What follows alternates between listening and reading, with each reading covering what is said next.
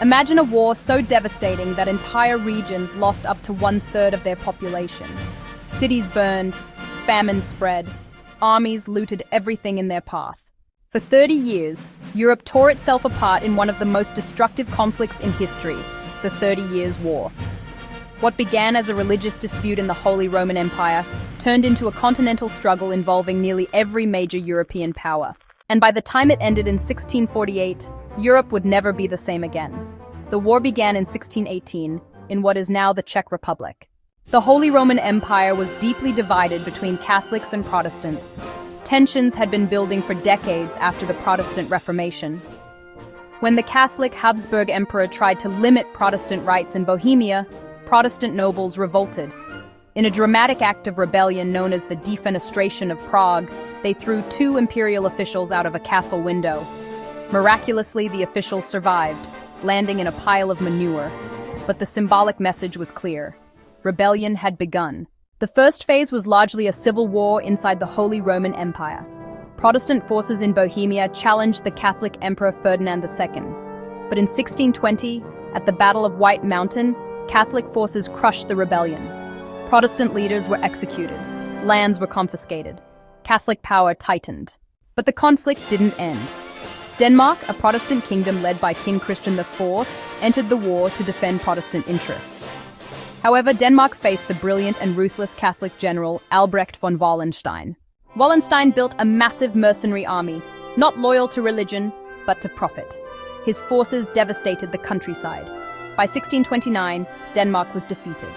The Catholic Habsburgs seemed unstoppable. Then came Sweden.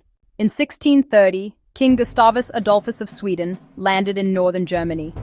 He was a military genius, modernizing tactics, using mobile artillery, and leading from the front.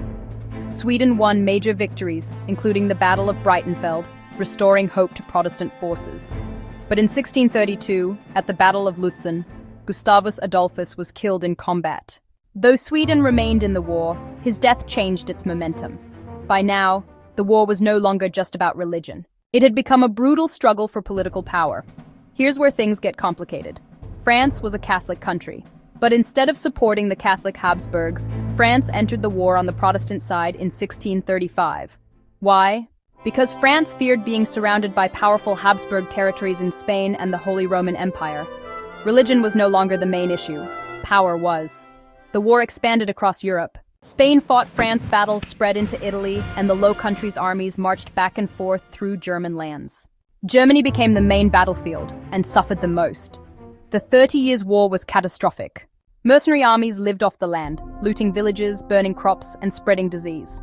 Famine and plague followed. Some regions of the Holy Roman Empire lost 20 to 40% of their population. Entire towns disappeared. This wasn't just a military war, it was social collapse. After decades of exhaustion, negotiations began. In 1648, the Peace of Westphalia was signed.